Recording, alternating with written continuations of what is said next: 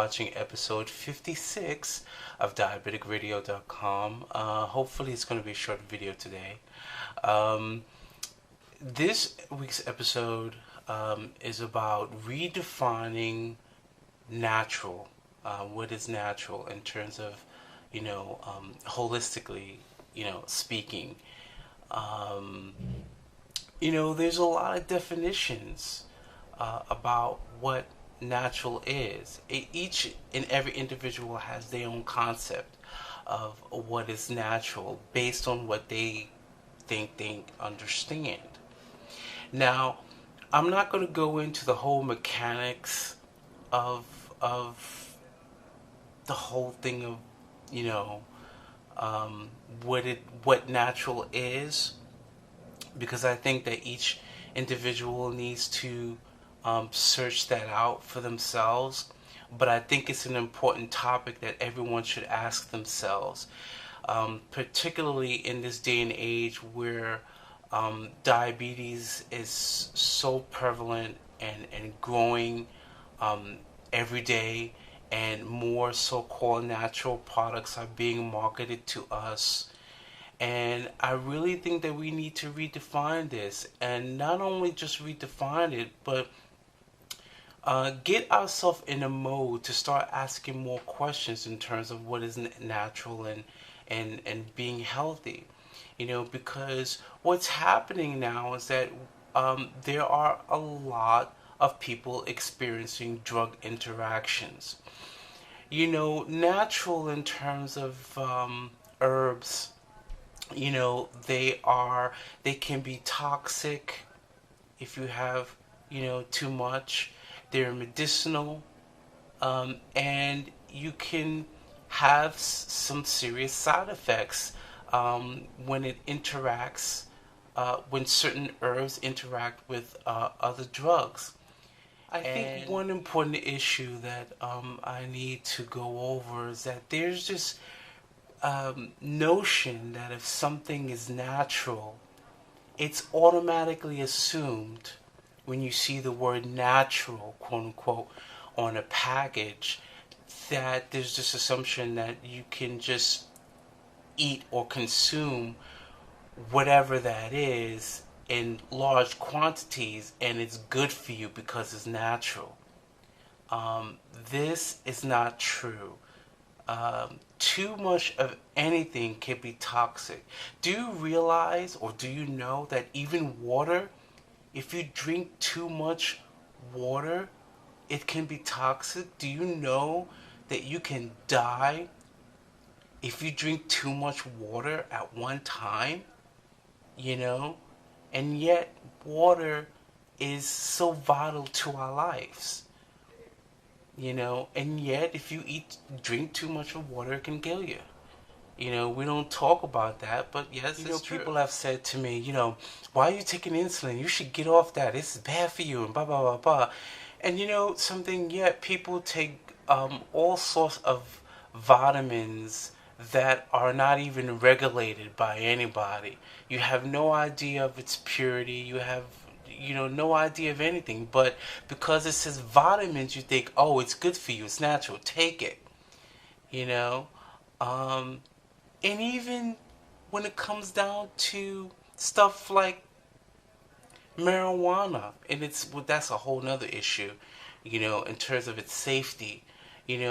But it's kind of like the same thing. Our mindset of, when people use marijuana medicinally, for medical marijuana, no one thinks about the safety factor.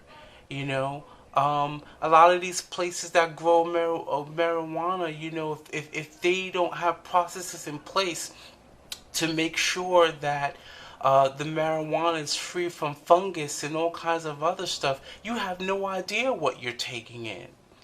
But the mind says, oh, it's marijuana, it's good for you, it's natural.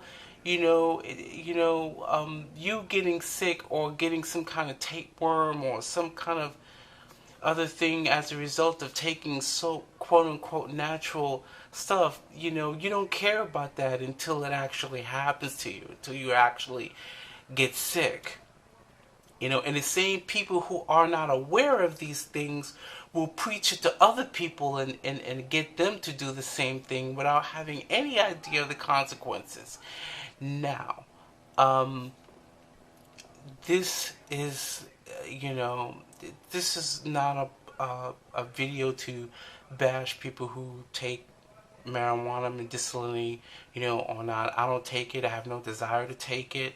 I really don't care. But for the in terms of public safety, I think it should be um, not only legalized but controlled and regulated, so that this way, when a person consumes that now, who's ever the manufacturer or grower of this substance or things like marijuana, they are held accountable for whatever processes they use to clean and purify these products so that it's safe for us to take and don't have to worry about any fungus growing inside of us because we consumed a bad batch of something.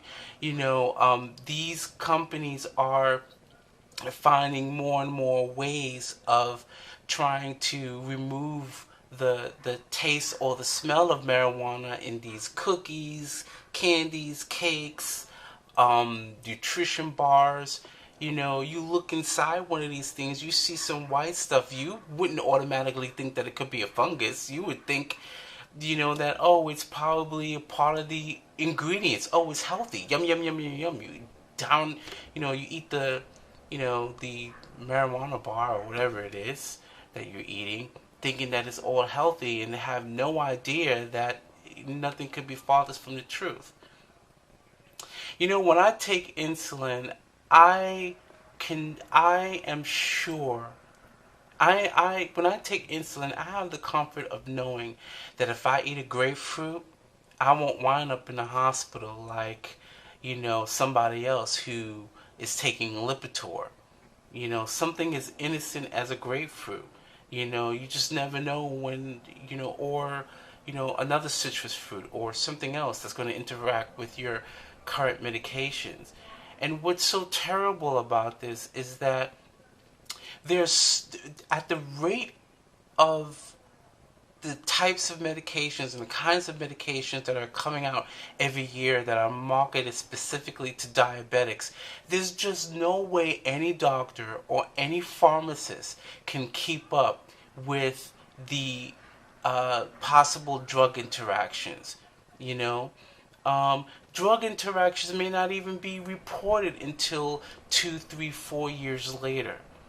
That's why it's so important to have a good communication with your doctor, because if they don't know this stuff is happening, they will continue to prescribe some of these drugs, and pharmacists will continue to not have those special warning labels because no one knows what's going on, because no one doesn't communicate with the doctors and with their healthcare professionals. And the other sad truth is that these medications that are coming out today, there usually isn't much research on them. They'll usually have a low amount of test subjects, maybe 1,000, 2,000 people, 5,000 if you're lucky.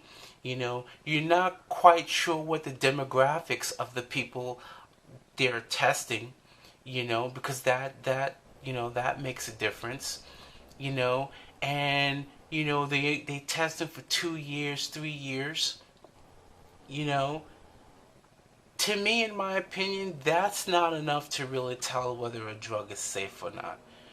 You need many, many, many years of testing, before you can actually say whether or not a drug is or herb is safe for anybody.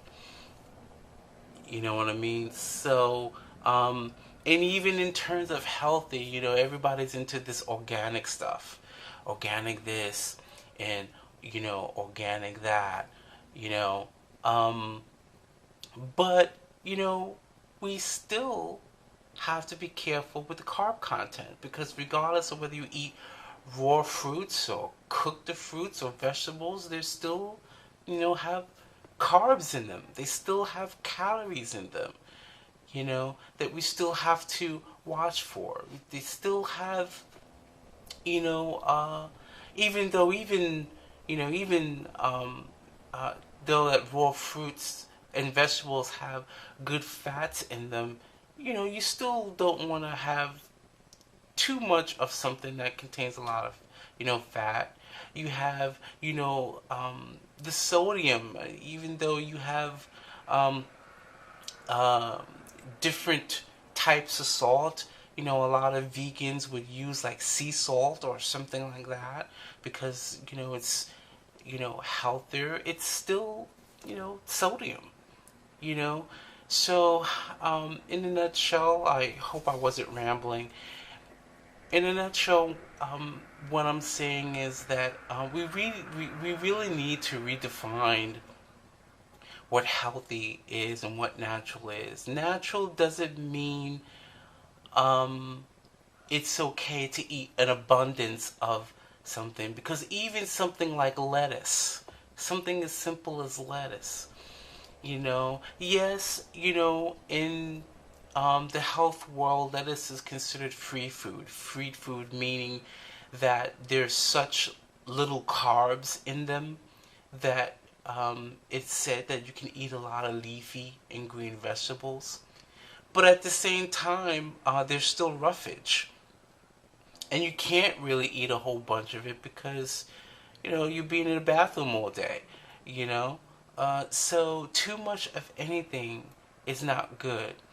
And we also need to ask questions and read, and find out about whatever drugs that you're taking. So I hope this video has helped you guys, and I look forward to making my next video. Bye, guys.